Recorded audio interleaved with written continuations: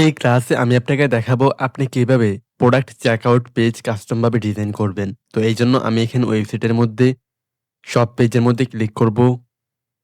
এখান থেকে আমি একটা প্রোডাক্ট ওপেন করব। এখানে প্রোডাক্ট ওপেন করার পর এখন এখানে সিঙ্গেল প্রোডাক্ট পেজের মধ্যে আমি এখানে বাই নাও তে ক্লিক করব। সরি, এখানে আগে সাইজ সিলেক্ট করব, মানে ভেরিয়েশন সিলেক্ট করব। দেন এখন বাই নাও তে ক্লিক করব। এখন আমাকে ডাইরেক্ট চেকআউট পেজে নিয়ে আসছে। এখানে দেখেন ই-কমার্সের ডিফল্ট চেকআউট পেজ এরকম দেখা যাচ্ছে।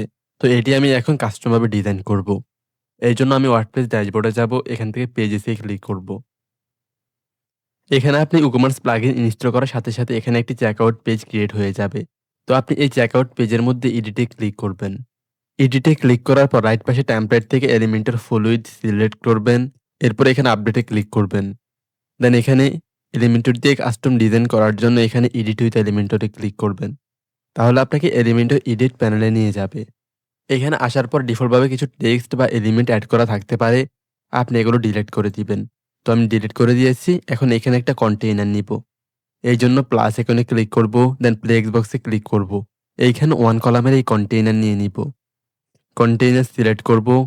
লেআউট থেকে জাস্টিফাই কনটেন্টের মধ্যে দিব স্টার্ট, অ্যালাইন আইটেমের মধ্যে দিব সেন্টার। এখন অ্যাডভান্সে যাব। প্যাডিং থেকে প্রথমে প্যাডিং 0 করে দিব। এখন টপে প্যাডিং দিব 50 পিক্সেল, বটমে দিব 80 পিক্সেল, রাইট পাশে দিব 5 পিক্সেল, লেফট পাশে দিব 5 পিক্সেল। এখন এর মধ্যে চেকআউট উইজেট সার্চ করতে হবে, মানে এলিমেন্ট। তো এর জন্য অ্যাড এলিমেন্টে ক্লিক করব। এখানে সার্চ করব চেকআউট। দেখেন চেকআউট এলিমেন্ট চলে আসছে। এইটা ড্রাগ করে এর মধ্যে দিয়ে দিব। দেখেন সুন্দরভাবে এখানে চেকআউট সেকশন চলে আসছে। এখন এটা কাস্টমভাবে ডিজাইন করতে হবে। তো ফার্স্টে এখানে লেআউট থেকে কনটেন্টের মধ্যে আপনি চাইলে 2 কলাম অথবা 1 কলামে রাখতে পারেন। তবে এখানে 2 কলাম রাখাটাই সবথেকে বেটার হবে। এরপরে স্টিকি রাইট কলাম আপনি চাইলে এই পাশের এই কলাম এইটা স্টিকি হিসেবে রাখতে পারেন। তো এখানে আমি এনেবল করে দিব, তাহলে এটা স্টিকি থাকবে। দেখেন এটা স্ক্রল হচ্ছে না। শুধুমাত্র এই পাশে স্ক্রল হচ্ছে। এখন এখানে রিটার্নিং কাস্টমার, বিলিং ডিটেইলস এগুলোর টেক্সট আপনি চাইলে চেঞ্জ করতে পারেন। সচরাচর এই টেক্সটগুলো চেঞ্জ করার প্রয়োজন পড়ে না। এগুলো ডিফল্ট ভাবেই থাকবে। এরপরে এটি স্টাইল করার জন্য এখন আমি স্টাইলে ক্লিক করব। ফার্স্টে এখানে সেকশন ব্যাকগ্রাউন্ড থেকে আমি ব্যাকগ্রাউন্ড কালার সিলেক্ট করে দিব হোয়াইট কালার। এরপর এখানে বর্ডার টাইপ থেকে দিব সলিড, বর্ডার ওয়েট দিব 1 পিক্সেল। বর্ডার কালার এইখানে আমি ব্ল্যাক দিতে পারি। দেখেন ব্ল্যাক বর্ডার কালার চলে আসছে, অথবা এইখানে আমি অ্যাকসেন্ট কালার দিতে পারি। আপনার পছন্দ মতো আপনি বর্ডার কালার দিয়ে দিবেন। এরপরে বর্ডার রেডিয়াস এইখানে আমি দিয়ে দিব 5 পিক্সেল। এরপরে প্যাডিং অপশনে এটি আমি ডিফল্ট ভাবে রাখবো। দেন এখানে টাইপোগ্রাফিতে ক্লিক করব। এখানে টাইটেল অপশনে টাইটেল কালার দিয়ে দিব ব্ল্যাক কালার। দেখেন এখানে ব্ল্যাক কালার টাইটেল শো হচ্ছে। টাইপোগ্রাফিতে ক্লিক করব। এখানে সাইজ করে দিব 25 পিক্সেল। দেখেন সাইজ এখানে বেড়ে যাচ্ছে এইটা, এবং এখানে টাইটেল। তো আরেকটু কমায় দিচ্ছি সাইজ, তাহলে সুন্দর দেখা যাবে। এখন পারফেক্ট দেখা যাচ্ছে। এরপরে এখানে সেকেন্ডারি টাইটেল কালার এটি করে দিব ব্ল্যাক কালার। দেখেন এখানে টাইটেল কালার এটা ব্ল্যাক হয়ে গেছে। তো টাইপোগ্রাফিতে ক্লিক করব। ওয়েট থেকে এখানে ওয়েট করে দিব 500, তাহলে একটু বোল্ড হয়ে যাবে। এরপরে এখানে ডেসক্রিপশন কালার এখানে এইটা করে দিব আমি ব্ল্যাক কালার। তাহলে এখানে ডেসক্রিপশন টেক্সট কালার ব্ল্যাক হয়ে যাবে। দেন এখানে মেসেজ, এই মেসেজ টেক্সট কালার এখানে এটা করে দিব ব্ল্যাক কালার। আপনি চাইলে টাইপোগ্রাফিতে ক্লিক করে টেক্সট বড় ছোট করতে পারবেন। এরপরে এখানে চেকবক্স কালার, এখানে কালার অপশন থেকে আমি সিলেক্ট করব ব্ল্যাক কালার। এরপর এখানে রেডিও বাটন কালার এখানে আমি সিলেক্ট করব ব্ল্যাক কালার। এরপরে লিঙ্ক কালার এখানে আমি সিলেক্ট করব প্রথমে প্রাইমারি কালার। তাহলে দেখেন লিঙ্ক কালারগুলো প্রাইমারি কালার শো হচ্ছে। তো হোভার কালারে ক্লিক করব। এখানে আমি কালার দিয়ে দিব ব্ল্যাক কালার। তাহলে হোভার করলে ব্ল্যাক শো হবে লিঙ্ক কালারগুলোর মধ্যে। এরপরে আমি ফ্রমে ক্লিক করব।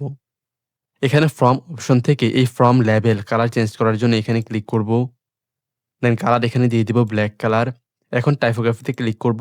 এখানে লেবেল কালার ওয়েট দিয়ে দিব আমি 500, তাহলে একটু বোল্ড হয়ে যাবে। আপনি চাইলে এখানে স্পেসিং বাড়াইতে এবং কমাইতে পারেন। তো আপাতত এটা আমাদের প্রয়োজন নেই। আপনি চাইলে আপনার পছন্দ মতো এডিট করতে পারবেন। এরপরে ফিল্ড অপশন থেকে ফিল্ড কালার এখানে আমি দিয়ে দিব হোয়াইট কালার। সরি, এখানে ফিল্ড টেক্সট কালার থাকবে ব্ল্যাক কালার। তাহলে এরকম শো হবে।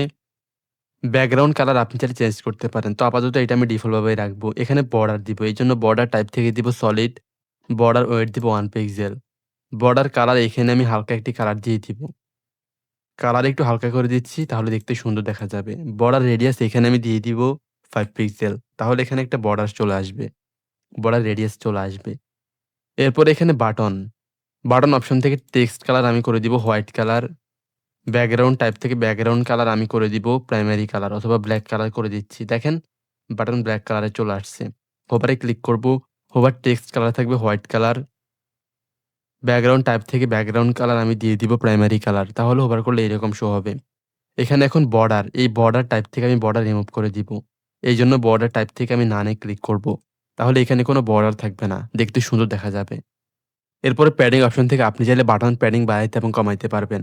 এরপরে এখানে আছে অর্ডার সামারি। তো আমি এইটাতে ক্লিক করব। এখন এখানে আইটেম অপশন থেকে আমি কালারে ক্লিক করব। দেন কালার করে দিব ব্লাক কালার। দেখেন এখানে ব্লাক কালার চলে আসছে। আপনি চাইলে অন্য কোনো কালার ইউজ করতে পারেন। তো আমি এখানে প্রাইমারি কালার করে দিচ্ছি। দেখেন এখানে এই টাইটেল মানে প্রোডাক্ট টাইটেল এখানে প্রাইমারি কালার শো হচ্ছে। এরপর এখানে ভেরিয়েশন কালার এখানে এটা করে দিব ব্লাক কালার।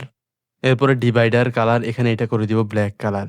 এখানে ওয়েট দিব 1 পিক্সেল, তাহলে হালকা একটা ডিভাইডার শো হবে দেখেন। এরপরে টাইটেল এবং টোটাল প্রাইস কালার এখানে এটা করে দিব ব্লাক কালার। দেখেন এই টেক্সটগুলো ব্লাক কালারে চলে আসছে। টাইপোগ্রাফিতে ক্লিক করব, এর সাইজ আমি একটু বাড়ায় দিব। তো এখানে আমি দিয়ে দিব 20 পিক্সেল। বেশি বড় হয়ে গেছে, তো আরেকটু কমায় দিচ্ছি। এখন পারফেক্ট। ঠিক আছে? এরপরে এখানে পারচেজ বাটনে ক্লিক করব। মানে এখানে এই নিচের এই পারচেজ বাটন এখন এডিট করব। এজন্য প্রথমে টাইপোগ্রাফিতে ক্লিক করব। এখানে সাইজ করে দিব 20 পিক্সেল। ওয়েট থেকে করে দিব 500, ট্রান্সফর্ম থেকে করে দিব আপার কেস। এখন দেখেন এটা বড় হাতের চলে আসছে। এখন এইখানে টেক্সট কালার আমি করে দিব হোয়াইট কালার। ব্যাকগ্রাউন্ড টাইপ থেকে আমি করে দিব ব্লাক কালার। তাহলে এরকম আসবে। হোভারে ক্লিক করব। হোভার ব্যাকগ্রাউন্ড কালার আমি করে দিব প্রাইমারি কালার।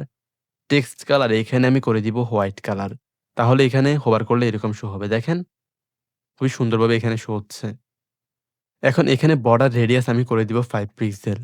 এখানে আপনি চাইলে প্যাডিং, মার্জিন এগুলো বাড়াইতে পারেন। তো এগুলো আমাদের তেমন একটা প্রয়োজন নেই। এখন এখানে কাস্টমাইজ এ ক্লিক করে আপনি চাইলে কার্ড পেজের মতো এখানে ক্লাস আইকনে ক্লিক করে এগুলো আলাদা, আলাদা সিলেক্ট করে কাস্টমাইজ করতে পারবেন।